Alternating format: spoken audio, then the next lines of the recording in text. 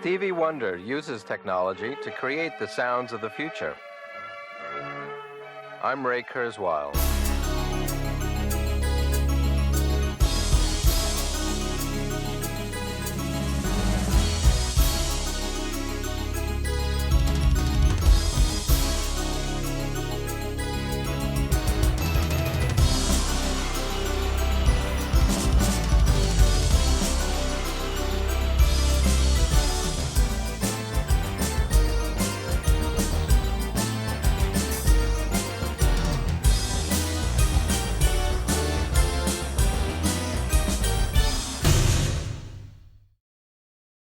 Well, it actually started when I was 5. I decided I wanted to be an inventor. Discovered the computer when I was 12. Started my first serious company when I was 25, Kurzweil Computer Products, 1973.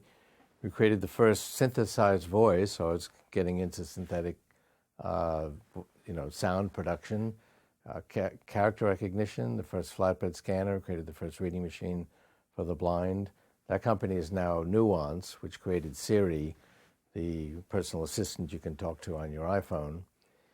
And Stevie Wonder became actually our first customer of the Kurzweil reading machine for the blind.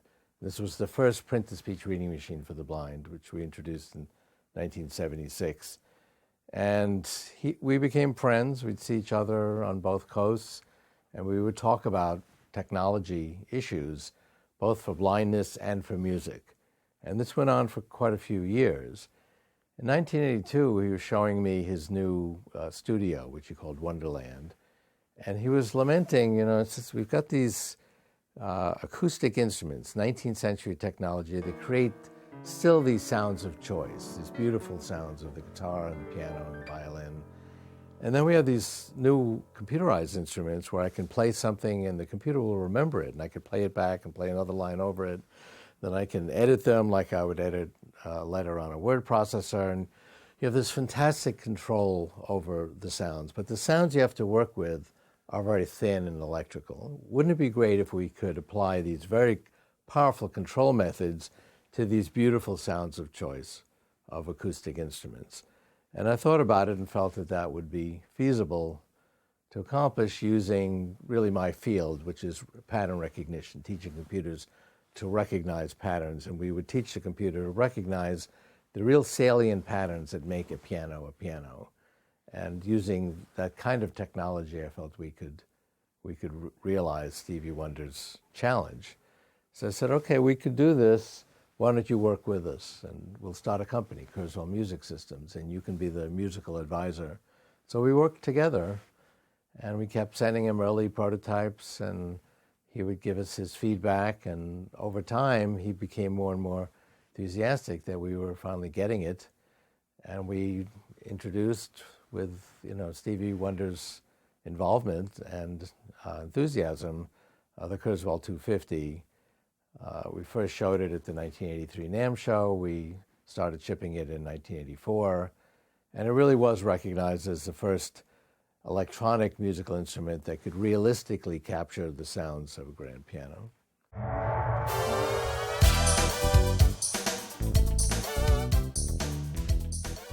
My name is Hal Chamberlain. I'm Director of Research and Development of Kurzweil Music Systems here in Waltham, Massachusetts. And came out in 1980, and the title was Musical Applications of Microprocessors. I've heard over the years of so many music companies where the head engineer actually got his start by reading a copy of my book. Really, the first time that I met Ray Kurzweil was in, it would have been 1984, 1985.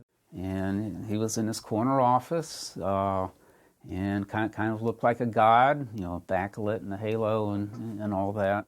So, but I had heard about the huge splash that the K250 made the first time it was shown at NAMM.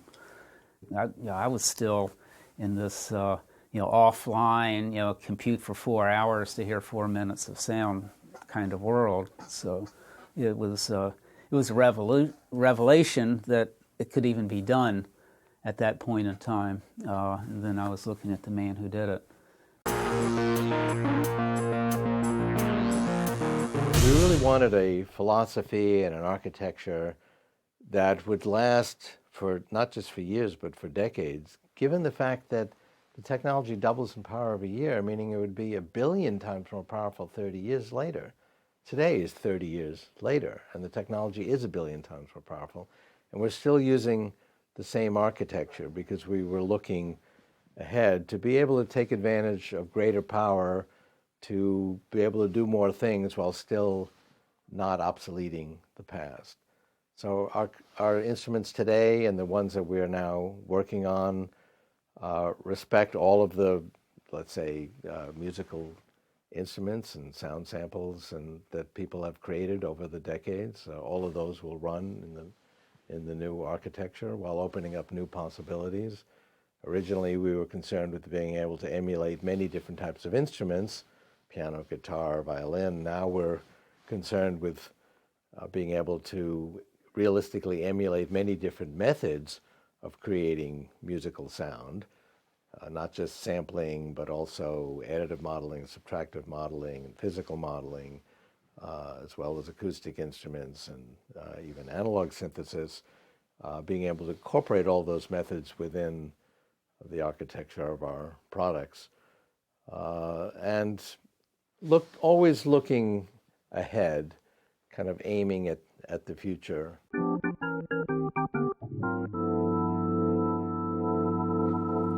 Hi, I'm Tim Thompson. I'm Associate Director here at Youngchang R&D. I started at Kurzweil in 1985, and my first day I got to meet both Bob Moog and Ray Kurzweil.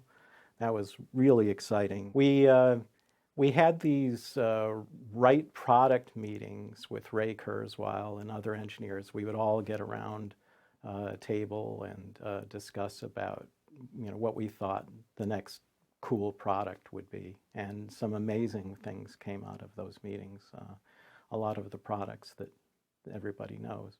Watching the Super Bowl and see Rabbit Bundrick play a PC3K on stage, that's gold. That just makes this job a pure joy. Listening to tunes on the radio and, I know that. That's our sound.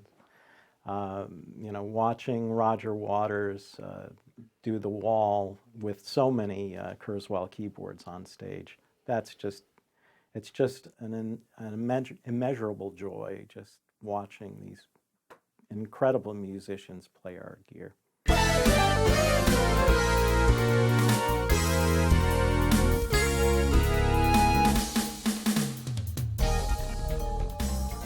Hi, I'm Dave Weiser. I'm one of the sound designers here at Kurzweil R&D. Our architecture allows us to create a lot of new sounds that are used in current music, whether it's the bass sound from the Red Hot Chili Peppers or synth sounds from groups like the Beastie Boys or 50 Cent, Jay-Z.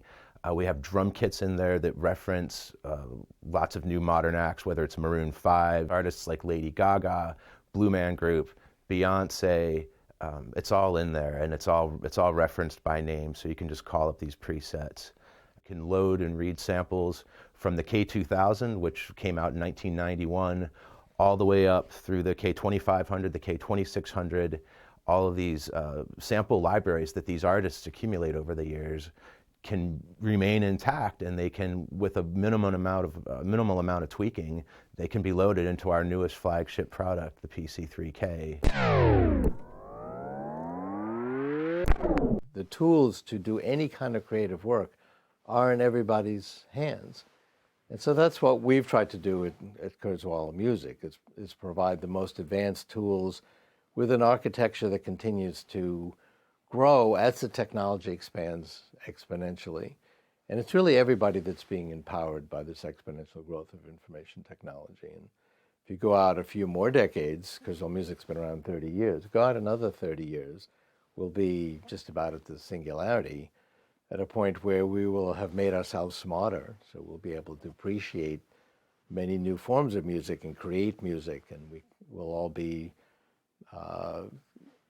extremely talented musicians able to create music. Already computers help us to create music even if we don't have formal training. We're going to make ourselves smarter in each way, including musically. with these future technologies.